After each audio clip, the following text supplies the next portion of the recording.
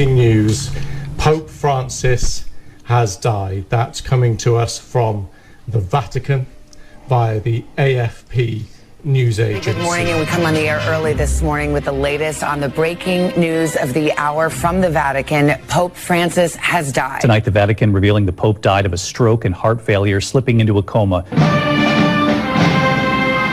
88 ዓመታት ሩሃቸው ከዚህ ዓለም ቆይቷል 12 ዓመታት ቆባቸውን አጥልቀው ልብሰ ተክህኗቸውን ለብሰው ምእመን ተከታዮቻቸውን አገልግሏል እኚህ ሰው ከአርጀንቲና ምድር በቅለው በዓለም የካቶሊክ እምነት አማንያኑ ዘንድ እጅግ የተወደዱና የተከበሩ ሊቀ ጳጳስ ናቸው ፖፕ ፍራንሲስ ከ1936 እስከ 2025 እንደ አውሮፓውያኖቹ አቆጣጠር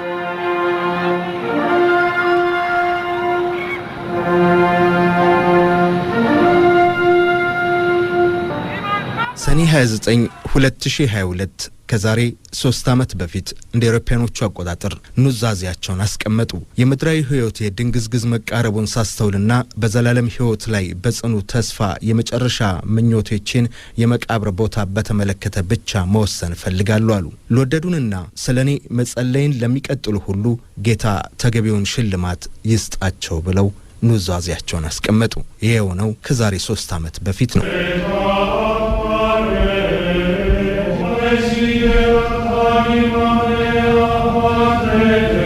በቦነስ አይረስ ታሳስ 17 ቀን 1936 የጣሊያን ስደተኞች ከሆኑ ቤተሰቦቻቸው ተወለዱ አባታቸው ማሪዮ በባቡር ሐዲድ ተቀጥረው የሂሳብ ባለሙያ ሆነው ይሰሩ ነበር እናታቸው ሬጂና ሲቮሪ 5 ልጆቻቸውን ለማሳደግ ቁርጠኛ ሚስት እንደነበረች ታሪካቸው ይጠቀስላቸዋል በኬሚካላዊ ቴክኒሻን ተመርቀው ከዚህም የክህነት መንገድን መረጡ ወደ ቪላ ዴቬቶ ሀገረ ስብከት ሴሚናርም እንደገቡ በታሪካቸው ተከትቧል ማርች 1 ቀን 1958 እንደ አውሮፓውያኖቹ አቆጣጠር ወደ ኢየሱስ ማህበር ጀማሪ ሆነው ገቡ በቺሊ የሰባዊነት ትምህርትን ማጠናቀው በ1963 ወደ አርጀንቲና ተመልሰው በሳን ሚጌል ከሚገኘው ኮሌጅ ዴሳን ሆሴ ፍልስፍናን ተመርቀዋል እንደ አውሮፓውያኖቹ አቆጣጠር ከ1964 እስከ 1965 በሳንታ ፊ ኢማኩሌቴ ኮንሴሽን ኮሌጅ ስነ ጽሑፍና ስለንቦና ያስተማሩ ግለሰብ ናቸው በ1966 በቦነስ አይረስ ከሚገኘው ኮሌጅ ዴ ሳልቫዶሬ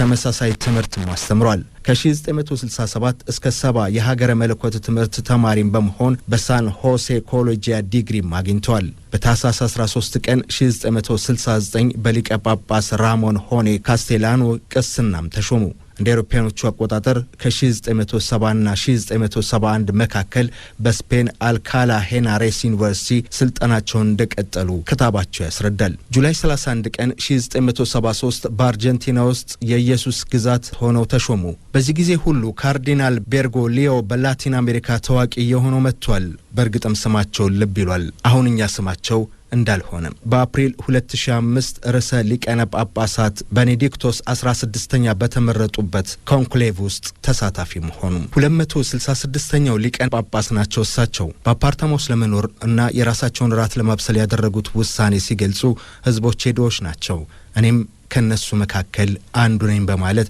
የተናገሩት ነገር ዛሬም ድረስ ይጠቀስላቸዋል ሁልጊዜም ቢሆን እሳቸው ካህናቱ ምህረትና ሐዋርያ ድፍረትን እንዲያሳዩ ጠንካራ እምነት እንዲኖራቸውም በራቸውም ለሁሉም ክፍት እንዲያደርጉ ይመክራሉ ራስን ብቻ መውደድ ተገቢ አይደለም ብለው የሚናገሩት እኚህ ጳጳስ የሰው ልጅ ራሱን ከመጥፎ ነገሮች እንዲያጠራ ይመክራሉ ጳጳሳት ሆነው በተመረጡበት ወቅት በሮማን ካቶሊካዊ ቤተክርስቲያን ውስጥ አዲስ የአመራር ዘመንን አስከትለዋል ለቤተክርስቲያንና ለትህትና መልካም ስምም የሳቸው ጉልህ ስኬቶች እንደሆኑ ይነገራል የአየር ንብረትን ቀውስ የሚፈታና የአካባቢ ጥበቃን የሚያበረታታም ሊቀ ጳጳሳት ላይ ውይይት እንዲያደርጉና እንዲመክሩም አድርገዋል እሳቸውም ይገኛሉ በካቶሊኮችና ክርስቲያን ባልሆኑ ሰዎች መካከል ያለውን አንድነት ለማስፋፋት ያደረጉትን ጥረት እጅግም የሚጠቀስላቸው ነው ደከመኝ ሰለቸኝ የማይሉ ለስደተኞችና ለሌሎች የተገለሉ ሰዎች ጥበቃ የነበራቸው ፍራንሲስ ከጳጳስና ስልጣናቸው መጀመሪያ ጀምሮ ለዶች የምትሆን ደሃ ቤተክርስቲያን በሚለው ራዕይ መሰረታቸውም ቀርጸው ሲንቀሳቀሱ ይታወቃል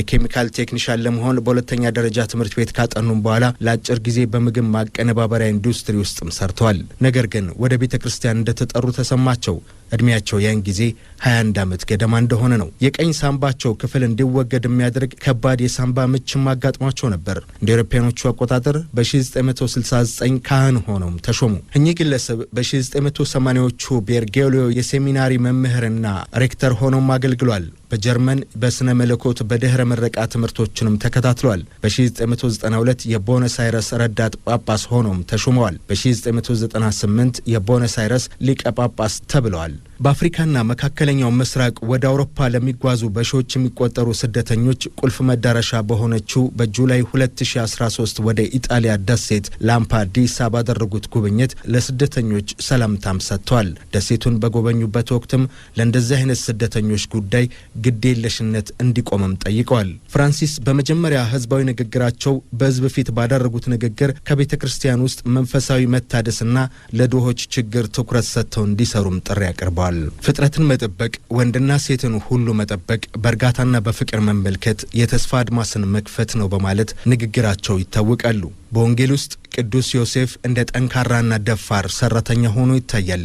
ነገር ግን በልቡ ውስጥ ታላቅ ርህራሄ እናያለን። ይህም የደካሞች በጎነት ሳይሆን የመንፈስ ጥንካሬና የመተሳሰብ አቅም፣ ርህራሄ፣ ለሌሎች እውነተኛ ግልጽነት፣ ፍቅር ነው በሚልም ቃላቸው ይጠቀሳሉ።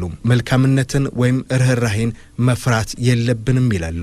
ከአሜሪካ ከደቡብ ንፍቀ ክበብና ከኢየሱሳውያን ስርዓት የመጀመሪያው ጳጳስም ናቸው። በቤተ ክርስቲያኒቱ ታሪክ ከሶሪያ ተወላጁ ግሪጎሪ ሳልሳዊ በኋላ እርሳቸው የመጀመሪያ ከአውሮፓ ያልሆኑ ጳጳስ ናቸው። ሶሪያዊ ሊቀ ጳጳስ ግሪጎሪ ሳልሳዊ ያረፉት በ741 ዓመተ ምህረት እንደሆነም ልብ ይሏል። ለቫቲካን ቅዱስ ጴጥሮስ መንበር ኢየሱሳውያን ከሚባሉት ጎራ ይመጡ የመጀመሪያው ሊቀ ጳጳስ እንደሆኑም ታሪካቸው ይነግራል። እኚህ ጳጳስ ፖፕ ፍራንሲስ ከቀሳውስትና ምዕመናን ጋር ውይይት በማድረግ በቤተ ክርስቲያን አስተዳደር ውስጥ የጋራ ኃላፊነትን ማበረታታት ላይ አጽንኦት ሰጥተው የሚመክሩም ናቸው። የሞት ቅጣት በማውገዝ በሰው ልጅ ክብር ላይ የሚፈጸም ጥቃት ነው በማለትም እስከ ማወጅ የደረሱ ናቸው። እንደ አውሮፓውያኖቹ አቆጣጠር መጋቢት 13 2013 ርዕሰ ሊቃነ ጳጳሳት ሆነው የተመረጡት ፍራንሲስ ከሐዋርያው ቤተ መንግስት ይልቅ በቫቲካን የእንግዳ ማረፊያ ውስጥ በመኖር ባለባበስና ባኗኗር ዘይቤ ቀለል ያለ የህይወት መንገድን በመምረጥ እንዲሁም የህዝብ ማጓጓዣዎችን በመጠቀምና የራሳቸውን ምግብ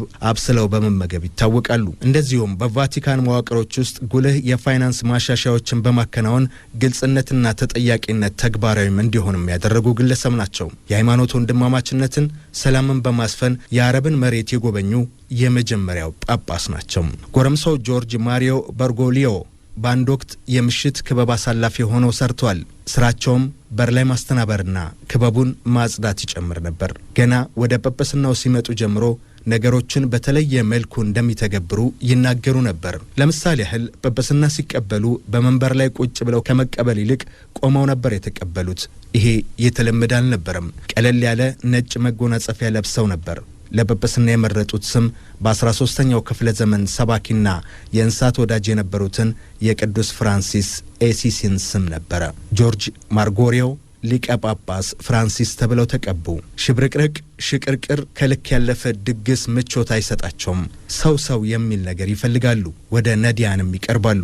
ቫቲካን ለጳጳሳት የምታቀርበውን ውድ ሊሞዚን ፊት ነስተዋል። ይልቅ ሌሎች ካርዲናሎች በሚያመላልሰው የህዝብ አውቶቡስ መሳፈርን የመረጡ ግለሰብ። ለድሆች የምትቆም ኮርመት ያለች ቤተክርስቲያን እንዴት እንደምትማርከኝ ባወቃችሁ የሚል ንግግራቸው ይታወቃሉ። የወግ አጥባቂነታቸውም ያህል ከቤተክርስቲያኒቱ የተገፉትንም በማቅረብም ይታወቃሉ። እኚህ ግለሰብ በአውሮፕላን ሲጓዙ በአንደኛ ደረጃ ማዕረግ ክፍል ውስጥ አይበሩም። ከተራው ህዝብ ጋር ኢኮኖሚያዊ ክፍል ነው የሚሳፈሩት። ከአንጀሊካን ሉተራንና ሜዲቶቲስት 5 መሪዎች ጋር በጋራ መስራታቸውም ያስመሰግናቸዋል።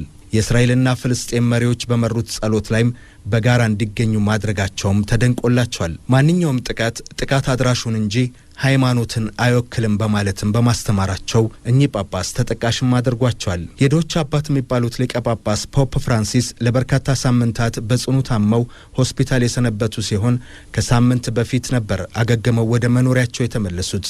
በሕክምናቸው ወቅት ከህዝብ አይን ርቀው የሰነበቱት ጳጳስ የፋሲካ ዕለት በቅዱስ ጴጥሮስ አደባባይ ለተሰበሰበው ህዝብ ቃለ ቡራኬ ሰጥተው የትንሣኤ መልእክት አስተላልፈው ነበር። ካሪ fratelli e sorelle, buona Pasqua.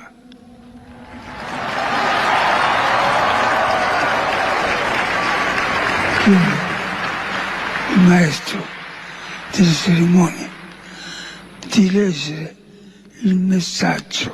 ሊቀ ጳጳስ ፍራንሲስ በፋሲካ ማግስት በ88 ዓመታቸው ማረፋቸውን የካቶሊክ ቤተክርስቲያን ማዕከል ከሆነችው ቫቲካን ይፋ ተደርጓል። ጠዋት 7:35 ላይ የሮማው ኤጲስቆጶስ ፍራንሲስ ወደ አብ ቤት ተመለሱ ሲል የቫቲካን ካርሜላንስ ብፁዕ ካርዲናል ኬቨን ፋሬል በሰጡት መግለጫ ተነግሯል። Con profondo dolore devo annunciare la morte del nostro Santo Padre Francesco. Dearest brothers and sisters, with deep sorrow I must announce the death of our የተወደዳችሁ እህት ወንድሞች ቅዱስ አባታችን ከዚህ ዓለም ድካም በማረፋቸው ጥልቅ ሐዘን ይሰማናል።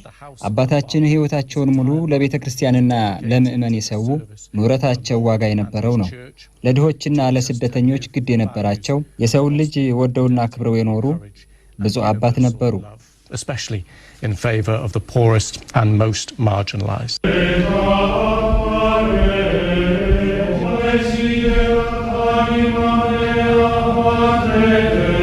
ስር በሰደደ የሳምባ ህመም የተሰቃዩት ፖፕ ፍራንሲስ በቅርቡ ባጋጠማቸው የብሮንካይተስ በሽታ ወደ መተንፈሻ አካላት ኢንፌክሽንና ድርብ የሳምባ ምች ተጠቂ ሆኑ። የብቻም አልነበረም የልብ ህመም እንደተጨማሪ እንደነበረባቸው ሐኪሞቹ አረጋግጠዋል።